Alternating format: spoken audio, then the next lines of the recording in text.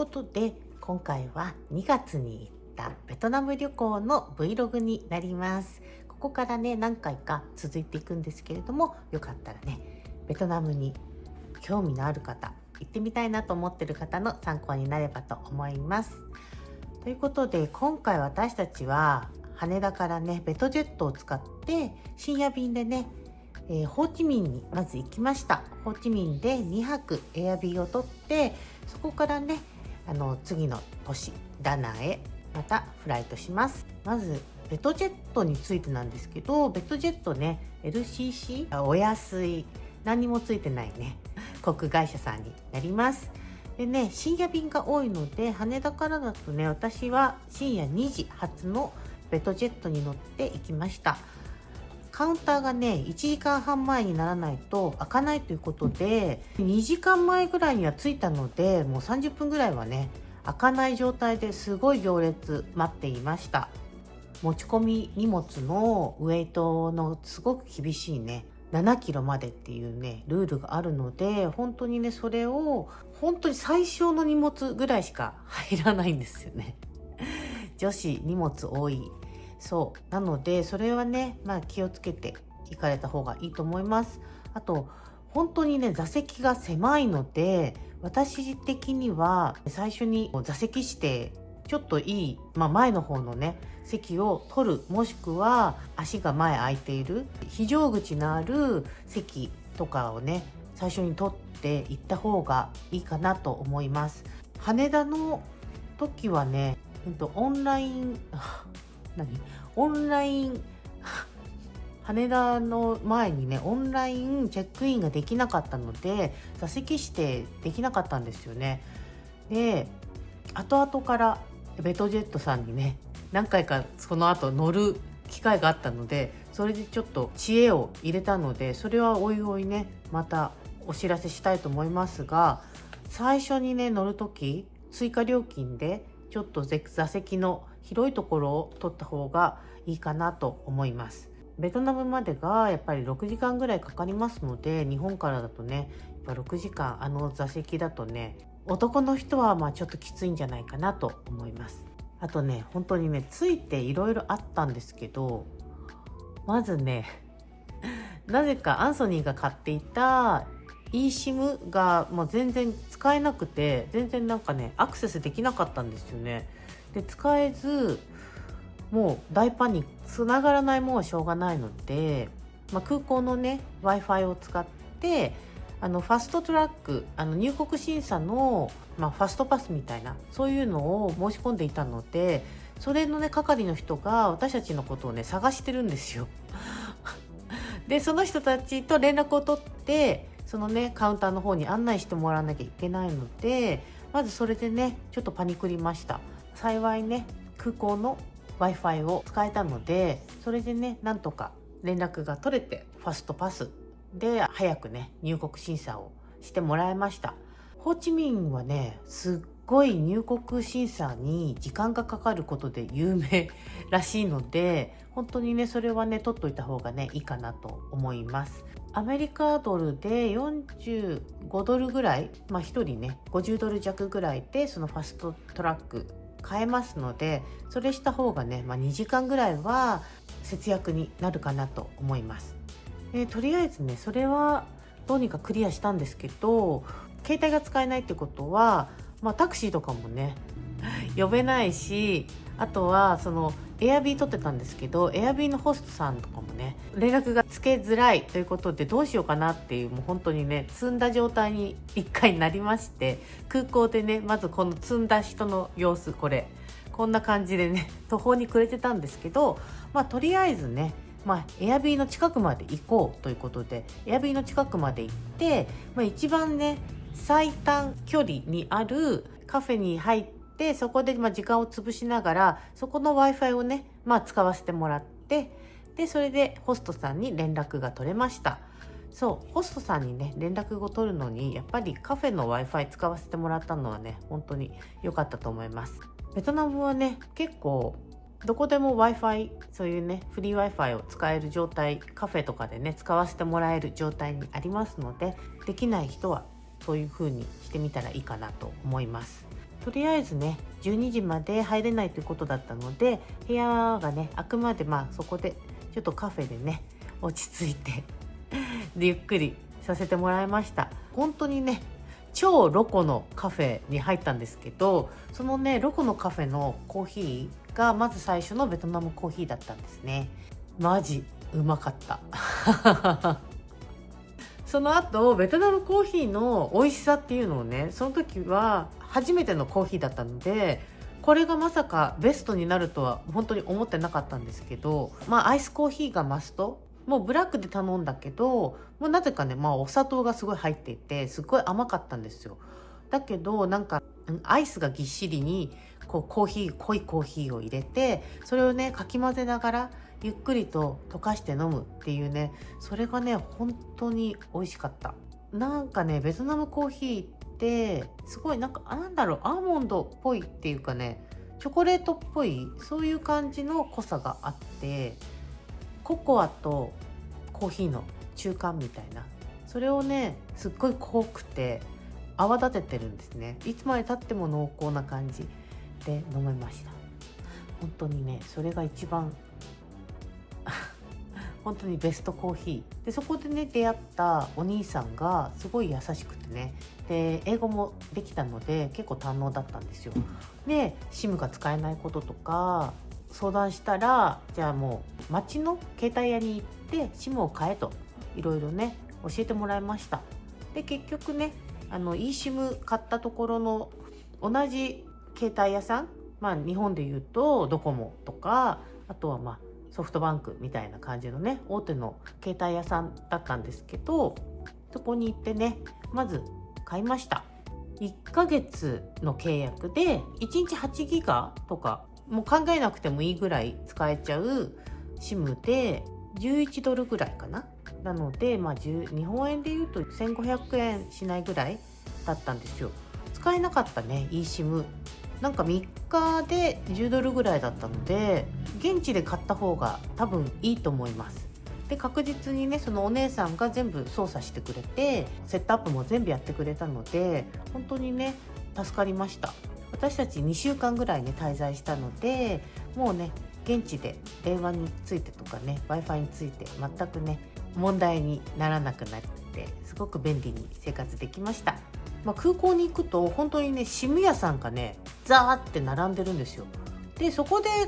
買うのと街のねそういう携帯屋さんに行って買うのと、どっちがね安いのか確実なのかっていうのは分かんないんですけど、でもね街の携帯屋さんもねみんな英語も通じますし、英語ができない人でも Google 翻訳とかでね、やり取りとかもできると思うので、ベトナムはね本当に英語喋れる人が多いので本当助かりました。ということでね、始まりから本当にドタバタで全く映像を撮っているもう余裕がないぐらい、本当に何から何までトラブル続きだったので、最初の本当に肝心な出だしっていうのをね全く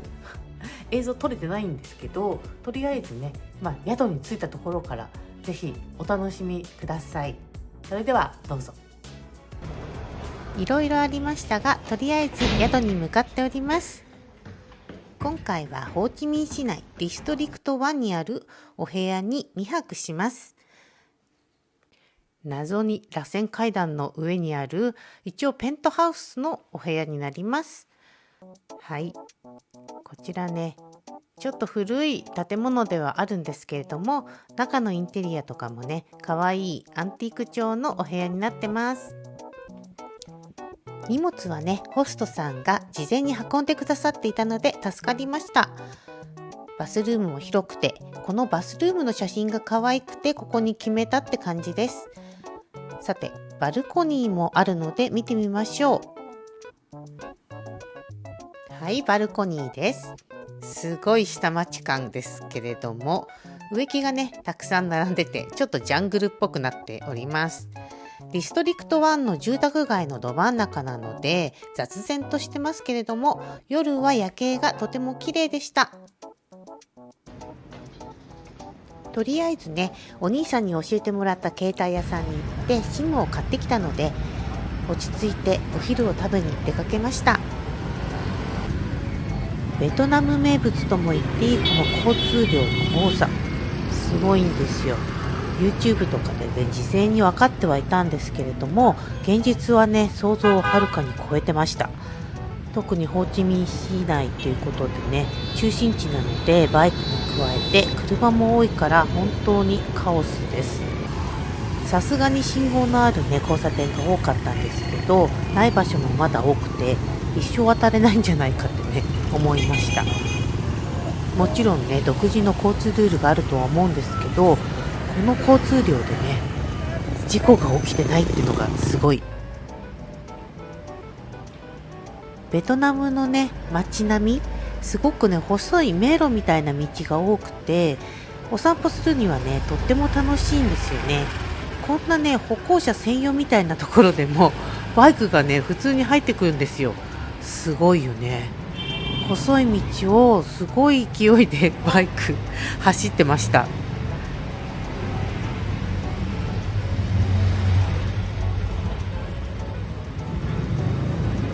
Oh my goodness. Wow. そこをね抜けるとすごい繁華街に出てきたんですけど、ここのね街は夜すごいことになるねパーティーピーポーが集まる V ビエン通りっていうね、東京でいうと歌舞伎町みたいな場所です。レストランとかバー、クラブなんかがね並ぶ通りになっております。20分かけて到着したバーガージョインサイゴンさんです。私はチキンサラダ、アンソニーはダブルバーガーとオニオンリングを注文しました。 Google の評価がねかなり高いバーガー屋さんでした。噂通りとっても美味しくてね、バーガーはジューシー、オニオンリングもね細めのオニオンリングでとってもねサクサクして美味しかったです。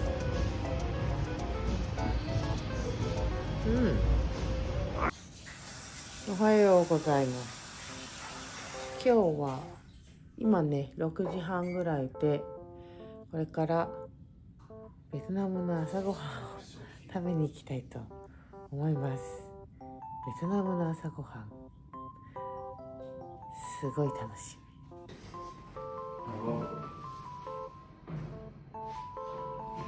み。It's so dangerous for old couple. ということで2日目、早朝からこの螺旋階段を降りるのは本当に至難の業です。This is already its adventure.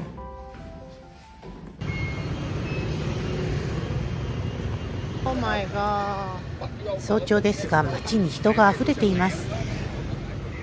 急発展しているベトナムのエネルギーを感じます。朝7時ぐらいなのにこの交通量すごいですよね。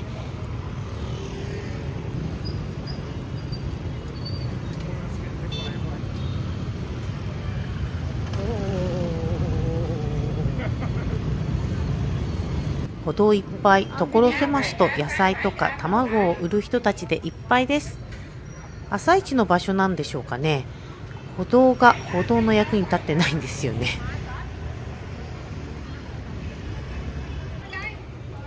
おばちゃんたちの売っている野菜たちがすごい新鮮そうで、自炊派のね私としてはこんな食材がね道端で手に入るなんて本当に嬉しい国です。しかも物価がねめちゃめちゃ安いので、スーパーなんかでね買うよりもこういうね道端のおばちゃんたちからねぜひ買いたいですよね。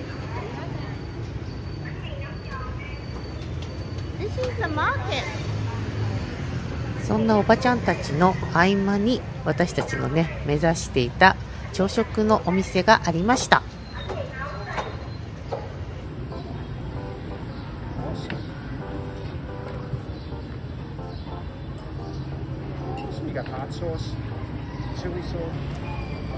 アンソニーは朝食のセットメニューをオーダー。卵料理とパン、クレープ、コーヒー、デザートのセットで900円くらいかな。私はバインミー350円くらいとコーヒーとスイカジュースをオーダーしました。なんかね、外がすごい賑やかすぎて落ち着かないのよ、食べるのに。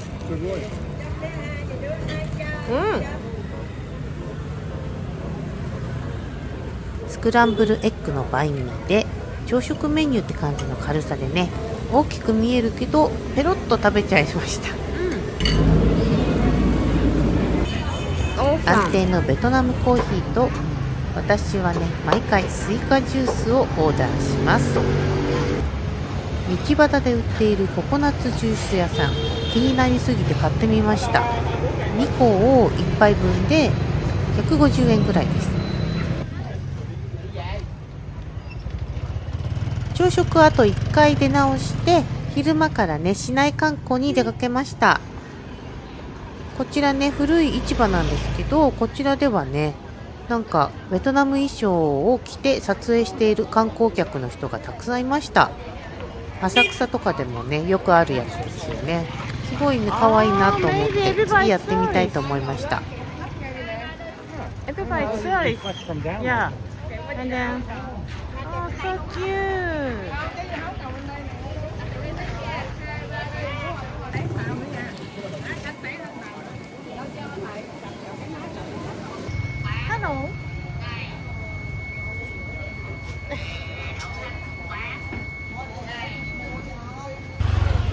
お昼はこの市場のど真ん中にあるレストランボールーフ。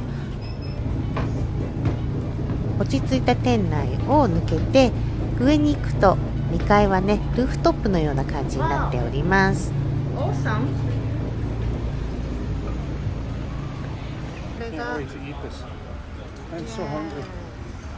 ここはねベトナム料理を中心としたバーレストランなんですけど、おしゃれにアレンジしているねベトナム料理なんで、アジア料理が苦手なアンソニーでも楽しめました。ベトナムのどのレストランもね野菜がすごく美味しいんですよね。本当に大好き。どこでも隣の人と仲良くなってしまうアンソニーです。ランチ後はディストリクト1のランドマークを巡りました。私たちはとにかく歩くのが大好きなので、タクシーとかねバスとかそういうものを使わずにずっと歩いていました。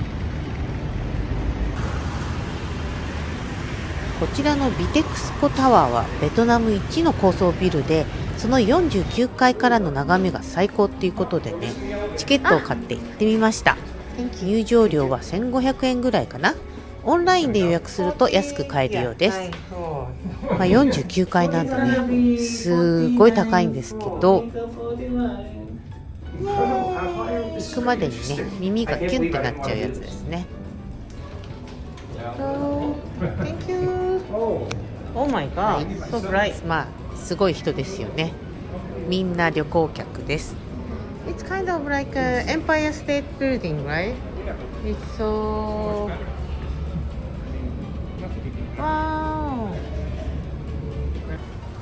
49階からのね眺めなんてなかなか拝められないので、すごい絶景です。ちょうど行った時がレッドっていうねルナニューイヤーの前だったので、街全体がお祝いムードですごく楽しい雰囲気でした。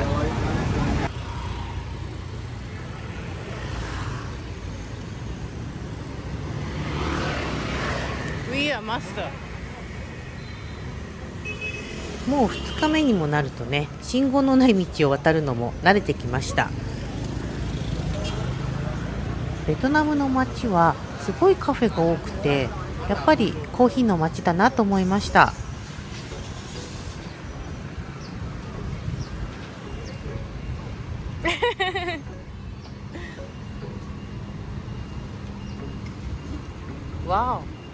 レンタルスクーター屋さんも多いんですけど、なかなかこのね交通量を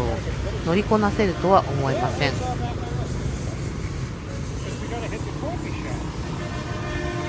この交通量の中を逆走して歩いてくる人すごくないですか？達人。私たちもすごい歩いたので、おばちゃんところのねコーヒー飲みたいと思って歩いてたんですけど、そこまでたどり着けず、違うねコーヒー屋さんで休憩しました。ベトナムらしいこの低い椅子、アンソニーは練乳入りのコーヒー、ミルクコーヒー、私はただのブラックをオーダーしました。ブラックでもね、なんか甘みが少しあるんですよね。なんだろう、ココアっぽい味っていうか、1杯2、3ドルでこのコーヒーが飲めるっていうのは本当に幸せです。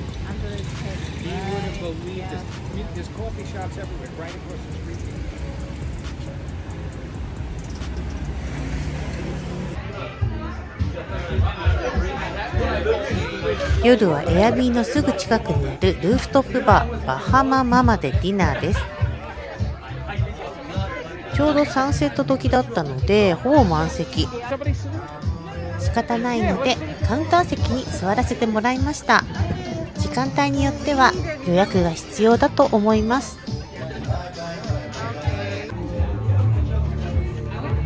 基本バーなのでフードの種類は少ないんですけど、おつまみ系はね十分揃っていました。私たちはねお酒あんまり飲まないので、私はフレッシュジュース、彼はねまあビールを頼んだのかな。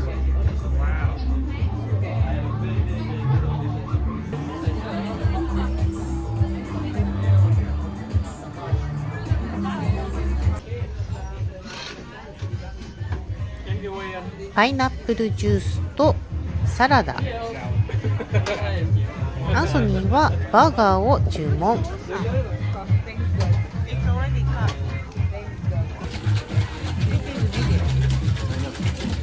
DJ さんは北欧からホーチミンに移り住んだ方で、すごくうるさくもなくおとなしくもなくいい感じのね音楽をかけてくれたので、ホーチミンの最後の夜を楽しく過ごせました。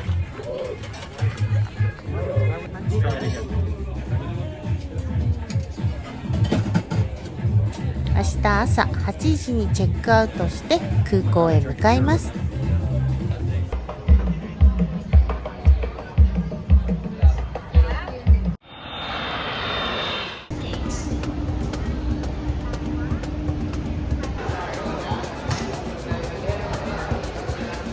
スイカってな